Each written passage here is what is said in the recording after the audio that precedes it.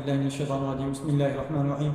آج میں آپ کو خوابوں کی تعبیر کے اندر بتاؤں گا کہ اگر آپ خواب کے اندر دیکھتے ہیں بخشش کردن، بخشنا، تو اس کی تعبیر کیا ہوگی۔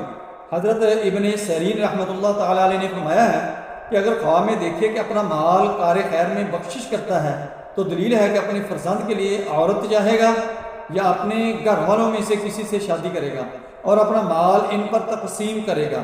اور اگر دیکھا کہ اپنا مال ناجائز طرز پر بخشتا ہے تو دلیل ہے کہ حرام اور فساد کی طرف مائل ہوگا۔ اور اگر دیکھے کہ اپنا مال بیگانوں کو بخشتا ہے تو دلیل ہے کہ اس کا حال موت اور زندگی سے پراگندہ ہوگا۔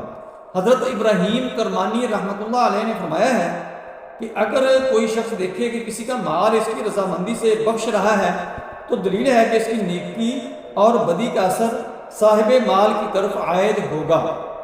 السلام علیکم ورحمۃ اللہ وبرکاتہ۔